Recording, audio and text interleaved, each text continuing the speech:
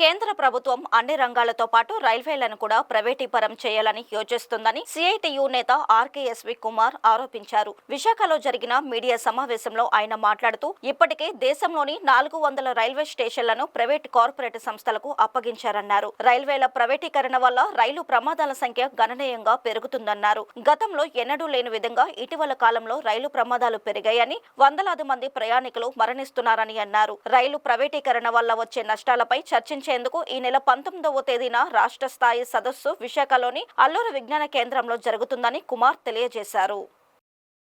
అందరికీ నమస్కారం అండి.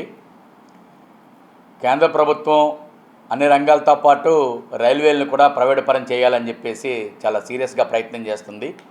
ఇప్పటికే దేశంలో 400 రైల్వే స్టేషన్స్ని కార్పొరేట్ ప్రైవేట్ కంపెనీలకు కట్టబెట్టారు. ఈ రైల్వే ప్రైవేటీకరణ వల్ల ప్రమాదాల సంఖ్య అనేది గణనీయంగా పెరుగుతూ ఉంది. గతంలో ఎప్పుడూ లేనంతగా ఈ కాలంలో ప్రమాదాలు పెరుగుతున్నాయి. వందలాది మంది ప్రయాణికులు కానివ్వండి, సిబ్బంది కానివ్వండి చనిపోతూ ఉన్నారు. కాబట్టి ఈ రైల్వేల మీద రైల్వే ప్రైవేటీకరణ జరిగితే వచ్చే నష్టాలు, ఈ ప్రమాదాల కోసం తీసుకోవాల్సినటువంటి జాగ్రత్తల మీద రాష్ట్ర సదస్సు అనేది రేపు ఏప్రిల్ 19వ తారీఖు నాడు అల్లూరి విజ్ఞాన కేంద్రంలో జరుగుతుంది. ఈ సదస్సుకి ముఖ్య వక్తగా సిఐటియు అఖిల భారత అధ్యక్షురాలు డాక్టర్ కె హేమలత గారు హాజరవుతున్నారు.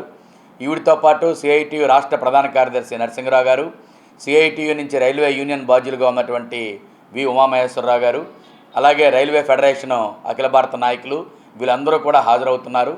వివిధ జిల్లాల్లో ఉన్నటువంటి మన రాష్ట్రంలో వివిధ జిల్లాల్లో ఉన్నటువంటి రైల్వే ఉద్యోగస్తులు, పర్మనెంట్ ఉద్యోగస్తులు, కాంట్రాక్ట్ ఉద్యోగస్తులు కూడా ఈ సెమినార్కి హాజరవుతున్నారు. రైల్వేలో కొన్ని లక్షల పోస్టులు ఖాళీగా ఉన్నాయి. దాదాపు ప్రతి దగ్గర రిటైర్ అయిపోతున్నా, రిక్రూట్మెంట్ ఉండట్లేదు. సిగ్నలింగ్ వ్యవస్థ కానీ, ట్రాక్ మెయింటెనెన్స్లో కానీ అన్నిట్లోనూ కూడా కాంట్రాక్ట్ వర్కర్స్తోనే పనులు నడిపిస్తూ ఉన్నారు. ఖాళీగా ఉన్న పోస్టులు ఏమీ భర్తీ చేయటం లేదు. కాబట్టి భర్తీ చేయకపోవడం వల్ల, పర్మనెంట్ స్టాఫ్ లేకపోవడం వల్లే ఈ ప్రమాదాలు జరుగుతున్నాయి. కాబట్టి దీని మీద ఒక సమగ్రంగా చర్చించి దీనికి ప్రత్యామ్నాయం ఏం చేయాలి, ఏం చేస్తే ఈ భద్రతా ప్రమాణాలు కాపాడొచ్చు, అలాగే ప్రైవేటీకరణ జరిగే నష్టాలేంటి, ఈ ప్రైవేటీకరణకు వ్యతిరేకంగా కార్మిక వర్గాన్ని సన్నద్ధం చేయడం కోసం అని చెప్పి ఈ సదస్సులో కార్యాచరణ రూపొందించబోతున్నారు.